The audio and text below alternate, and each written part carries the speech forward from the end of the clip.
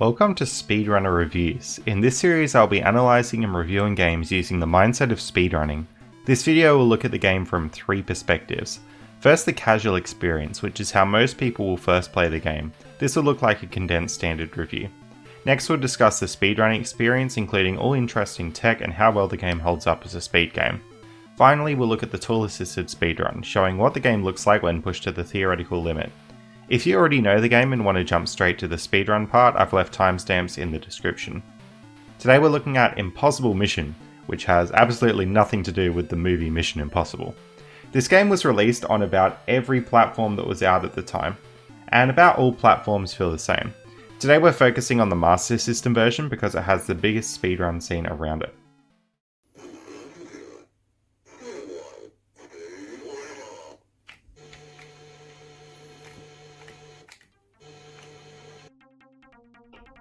So let's look at the game in more detail. If you see the map down the bottom, you might guess this is an adventure exploration game, and you'd be right. You can go into various rooms, and you'll get these objects to search. Each room's pretty important to go into. You can also go up and down the lift and kind of make your way around the map that way. When you start out the game, you don't see what's on the map, but the map fills itself out as you go along. When you get into the rooms, you can be searching objects. So some objects you'll search, and there's nothing there. That's a shame. But other objects you'll search and you'll find something really important, like this puzzle piece here. The puzzle piece is the main collectible in the game, and you need 36 of them to win, so really important to find all those. Of course, you don't know where the puzzle pieces are before you play the game. Then you can also find things like this item, which is a robot snooze. Now the reason you'd want this is, well, this character doesn't have an attack. You've got your standard running and jumping, you can go up and down lifts, but no attacks are to be seen here. So if you want to get past this tricky robot near this printer here, you'd actually need to disable it using that thing we just found. So that's sort of the premise of the game. You want to collect robot snoozes, and hey, we found another robot snooze, so that's an even trade. So that very well could have been a puzzle piece, which we had to go and find, or it could have been a robot snooze, or it could have been nothing. The other thing you can find is a lift reset, so in case you make a mistake there, you can just reset the lifts to where they were before. Now I'm about to show a minor spoiler, so skip ahead about a minute if you don't want to see that. The goal of this game is to complete 9 puzzles, and you'll get a secret code for doing that. You get your pieces with the 36 that you collect throughout the game, and then you want to fit them in as so. So you basically want to be matching the patterns. And you can actually change the color and everything, and you can flip whether it's vertical or horizontal. So if I try and fit this piece in, oh well that doesn't work, but maybe it needs to be flipped that way and then that way. Oh my goodness, it works now. And then we beat the puzzle and get the last bit of our code. Once you've got all your codes, you're going to be going to this last room and then going into that end of game bit. We see the fantastic ending on this game with this doctor going, no, no, no. Now one cool thing that makes this game really ahead of its time is the map system. In fact, the maps are randomly generated every time you start the game. So take note of this map here. It could be totally different, or totally different again. And keep in mind, when you come into the game, the map will just look like this, and you've actually got to go into each room to fill it out. And then you get room by room, fill out the map, and see what you need. Also, beyond just the maps being random, all these item boxes are random. So sometimes that candy machine up the top might have a puzzle piece, sometimes it might not. So you actually do have to search everything in the game to see if you get all your puzzle pieces, unless you know where they are somehow. Now most of the game is just running around avoiding robots and searching items. Apart from that, there is this fun little bonus room where you hear 3 notes and you have to play them in order of lowest pitch to highest pitch, and if you get that right you'll get a couple more robot deactivations or lift resets. But basically what you want to be doing is searching items and hoarding robot deactivates. Now the whole goal of the game is to beat it in under 6 hours. And you can see that little timer on the bottom there which reads 12 hours at the moment. That's the current time in game. Once it hits 6 o'clock, you're gone. Now 6 hours seems like a lot to beat a Master System game, but every time you die it adds another 10 minutes to that timer. So you really want to be avoiding robots and pits at all costs, otherwise those 10-minute increments will stack up very quickly. Now it turns out when you hit the 6-hour time limit you get the most awesome death scene in a video game. Let's check it out. Oh boy, that's no good. Overall, this game is a really enjoyable experience casually. Since it's different each time, you'll always find it interesting, finding your way around and searching all the objects. If you think something's too difficult, then you might skip searching it and come back to it later, because the chances are there won't be a puzzle piece in that object and you could get away with skipping it, but you never know where that last puzzle piece can be. And you also have your robot snoozes to trade off, so sometimes you might want to use your snooze and put the robots to sleep for a short amount of time, or other times you might want to see if you can dodge the robots, but then of course you're risking making that time go up by 10 minutes each time. Here's an example of some cheeky robot dodges, and that avoids using a snooze, and this is the kind of stuff that you can do in the game. All the robots have different patterns, some of them shoot lasers, so you have to be really careful when working with them. If you haven't tried it, I'd recommend giving the game a go.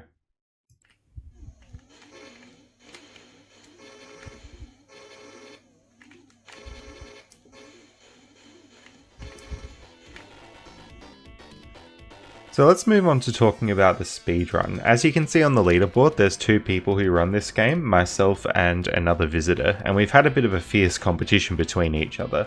That leaderboard will change very soon because I recently snagged back the world record with a 1046, but it's not verified yet as of recording this. So the 1046 is what we'll be looking at today, and it's gotten pretty optimized because of the competition between myself and another visitor.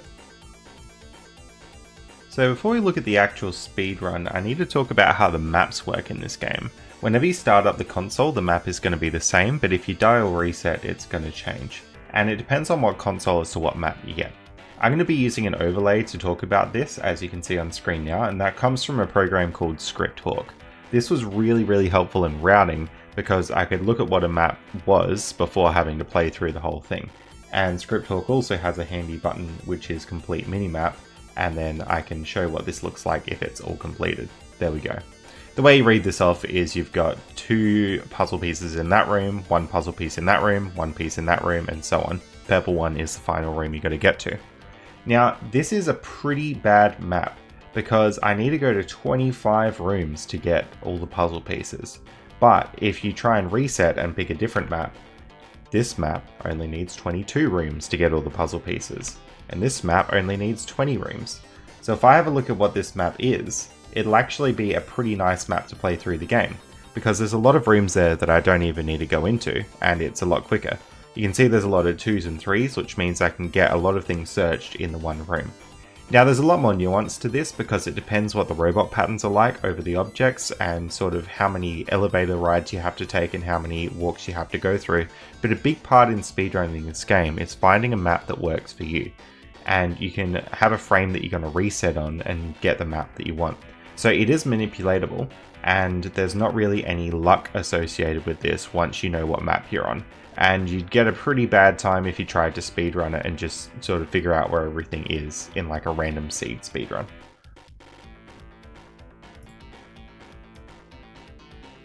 So since the RNG is different on emulator compared to console, I had to do the speedrun on the emulator, otherwise there'd be no good way to find a good map set up on console without a lot of playing through various different maps. This is the map that I settled on for the speedrun world record, and it looks a bit like this. You can see there's lots of rooms that have 4 puzzle pieces in there, and just on the left there, there's only 19 rooms required. And I also planned this out so that there weren't too many robots in my way, and there weren't too many elevator rides to take. But as we'll see, there are a few hairy moments in this map still. So now let's have a look at the world record speedrun in 1046. We're going to start off with a pretty slow, out of the way room, but unfortunately not every pattern is perfect. I would love it if all the rooms are right where I wanted them, but you just can't have that happen with the RNG. The reason I want to show you this room is because of the robot shenanigans that go on. I have to jump over this, jump at it, back, at it, and over it. That robot chases you and it's really scary, and that's just an example of some of the weaving around that you have to do in this run. Normally you'd have robot snoozes at this point, but we don't have any given that it's the first room. All there was one puzzle piece in that room and there weren't any snoozes to collect. In this second room, I'm very similarly going to do some robot weaving down the bottom. All 4 of these objects have puzzle pieces in them, so I need it, but this robot will go back and forth and stop when I jump over it. It's really important to learn the different robot patterns because they all behave differently. I'm going to get hit on that robot and get sent back to the start of the room. Dying adds 10 minutes to your in-game timer, but it doesn't matter since this game's timed RTA, and we'll see a lot of death warps to get back to the start of rooms. Coming up here is the first room where I'm going to use a robot snooze, disable robots on the computer there, and that stops them and makes it so that you can walk through them for a limited amount of time. All three of these pieces have puzzles up here, so it's really important to get those, and this robot is very aggressive up the top, so I actually need a disable robot. It's pretty much impossible to get those without doing that. This next room is an example of why going for minimum room numbers required may not be optimal, because this room here doesn't have any puzzle pieces, but it's the only way that I can get through to the next elevator shaft. You have to go through one of those connecting transition rooms to get there. So realistically, it is a bit more than 19 rooms that I go into. Good example of some more robot avoidance in this room. Back and forth. Now this room has a puzzle piece in it, but as you'll see, I'm taking the opportunity to get some robot snoozes. I pretty much want to get every one of those that I can pick up, like this one. This here is one of the only improvable bits in the run. I have to get all the blue objects in this room basically, but I get hit on that robot. That robot's really hard to avoid, and I don't really intend to avoid it, but it would be a little bit quicker if I could. Dying resets the cycle on this robot here, and searching the objects makes it stop lasering so you can sort of scooch it along. This here is one of the hardest rooms in the run. Keep an eye on that robot in the very middle of the screen. When I get up to its height, it's going to aggro towards me really quickly. You have to be very careful of that in this room. So you just barely make it up to the puzzle and make it through. Similarly in this room, we're going to see a robot down the bottom that will aggro towards me, and it's a matter of luring it all the way to the right and then searching the couch before it gets back to the left. This next room is where the run branches out a little bit. That robot near the lamp up there, depending on its movement, will depend whether you use to disable robots. So because it was near the lamp, I need to disable because I have to search that lamp. And what that means is I actually have to get a snooze in the next room here. So up in this server is where the snooze is, and I died trying to get it because it's a really hard one to get, but I have to get that because I used the optional snooze on that robot before. That's a bit of time lost there, but there's not much I could have done about it. Now I'm actually going to dip into the final room here just to grab a puzzle piece. It's a bit weird having to do 2 visits to this room, but that's what happens when you get a puzzle piece inside here. You can only complete the puzzles outside in the elevator area, so you can't just grab that piece and do the puzzle right away.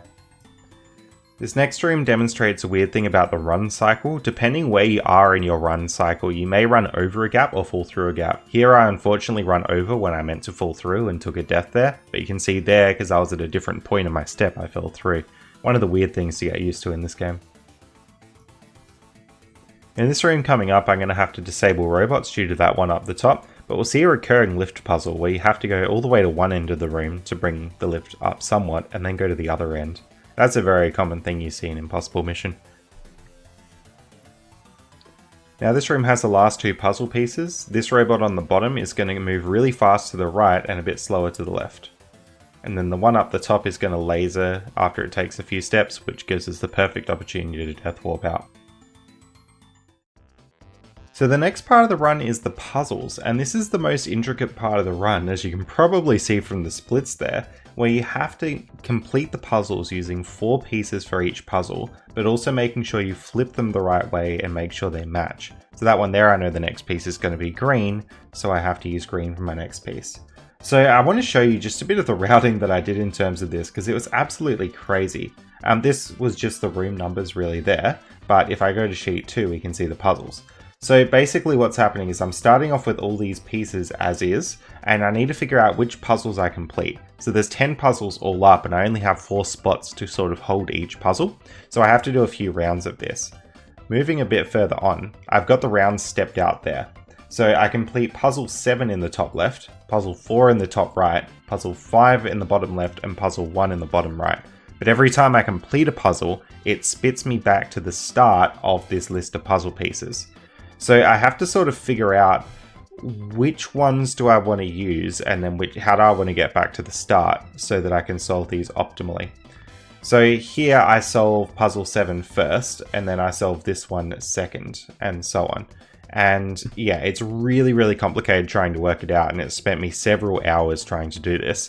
But what you get at the end of it is basically I want to place this piece in the bottom left and I don't want to do anything to it. Then I want to place this piece in the top left, don't do anything.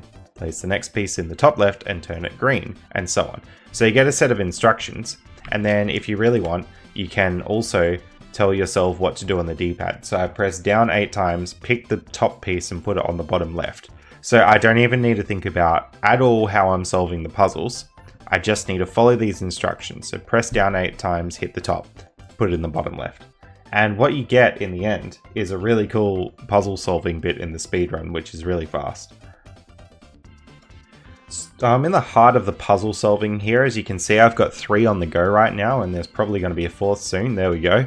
And I'm just following these instructions. So hit down 5 times, pick the top piece, hit top right, flip it vertical, next split. Grab the bottom piece, bottom right, horizontal, next split. And I was having to hit the split button every time I did this as well. It was really difficult. So it's actually like it tires you out really quickly, but it's really seamless when you see it in a run. Now there are a few things that I could have done a bit more to optimize this, which we'll talk about in the tazzing section, but I was pretty happy with this puzzle split and it all ended up being under 3 minutes, which was really exciting. Now there'll be minor spoilers here. If you don't want to see those, skip ahead about 30 seconds. So I finished the puzzle and I'm going to go into this final room and we enter the TV object where we win the game. So that's the 1046. A lot of routing and effort went into that. It was a huge project, but I was pretty happy with the run in the end. There weren't too many mistakes, and overall I don't think it could be improved too much, apart from having a better route through the game. So speaking of a better route through the game, I don't think the one in this world record is optimal. It goes to a lot of rooms unnecessarily and it spends a lot of time dodging and weaving around robots. This was the best one that I found in quite a bit of searching, but I'm sure there could be a better route, and even the Taz has a better pattern than this one. So realistically, if you're thinking about picking up this game, I'd suggest give it a go routing it yourself. It's really fun, and for me that's the main enjoyment of this game rather than actually playing through the speedrun. But if you're keen to pick it up and give it a go, I can easily help you get set up with this route that I'm using, and then you can follow this as a guide, and then maybe try and branch off and do your own seed or something like that. To get a different seed, all you have to do is reset on a different frame, or maybe press some buttons before you reset, but it's pretty easy to manipulate it until you find a good one. And script talk is always very helpful in finding out whether these seeds are good or not pretty quickly.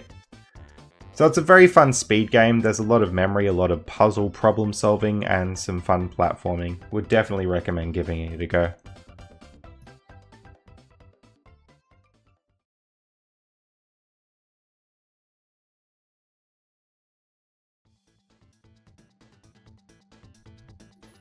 So now let's look at the Taz. The Taz is by myself and Isotage with a time of 7:44.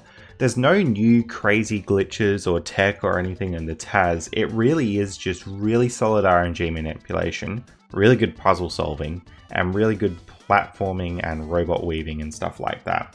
You'll see the map in a second on this Taz, and you'll see that it hasn't gone to very many rooms at all. We manipulated it down to only need 16 rooms to get all the puzzle pieces, which is a heaps quicker than what the RTA route could do. But the disadvantage of the Taz route is that you rely on some really delicate robot weaving, and there is some weird backtracking. I reckon one day we might be able to find a better pattern, but this was the best one we found in a lot of testing.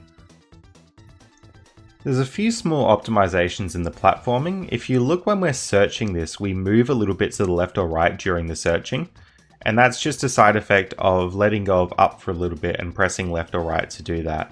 It saves a little bit of time, and it's pretty hard to do RTA. Now this here is the second room in this Taz, and there's this absolutely crazy robot weave here. Jump over and over it, keep searching over and over again. So that's one reason why this route would be really difficult RTA, it's because that robot weave is right at the start and pretty tricky to do. The Taz has this little cool bit despawning the laser there on that robot. That's something you would never risk RTA, but saves a bit of time here. There's also this cool glitch here. That happens when you finish searching and get a puzzle piece on the same frame that you die from an enemy. We'll come back to that in a little bit.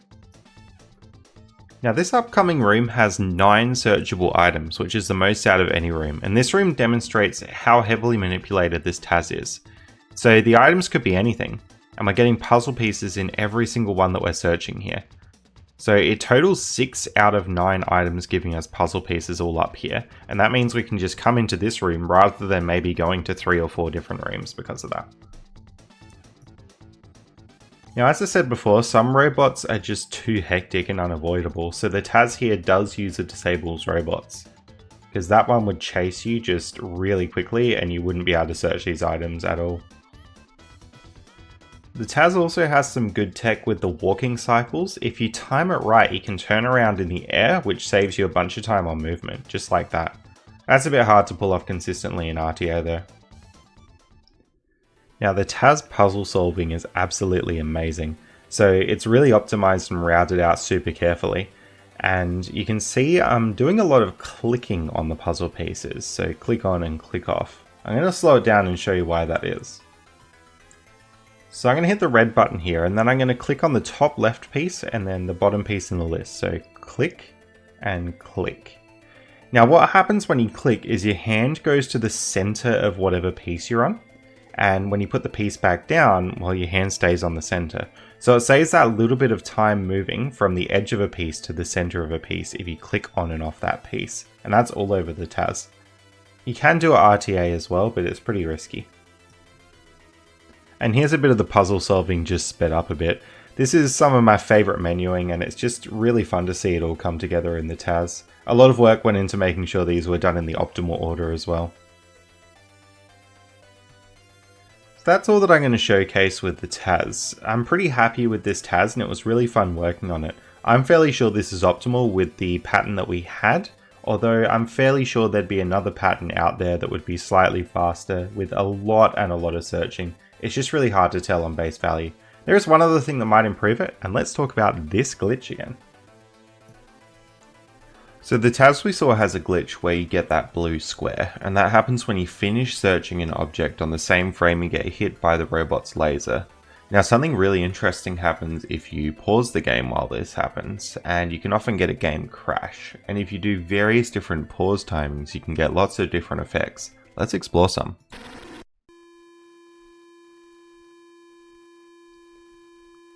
So this is a game crash, it makes the screen go very rainbow. Another similar game crash. This one here goes on for a little bit longer.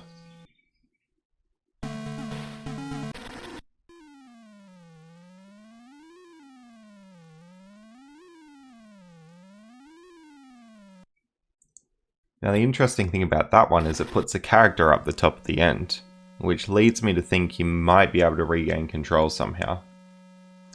This one goes to a black screen for a really long time, but when it boots back into the game's actually really glitchy.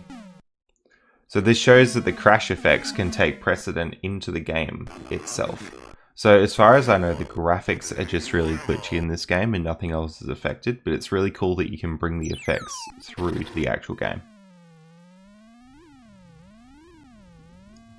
This next one here just shows some weird graphics.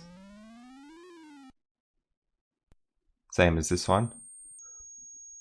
I suspect this is related to the music puzzle given the pitch keeps changing.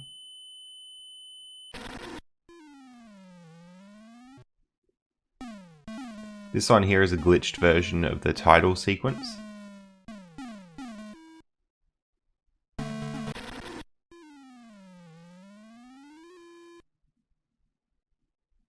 This one is a bit weird. It actually shows the death animation of the character. There it is.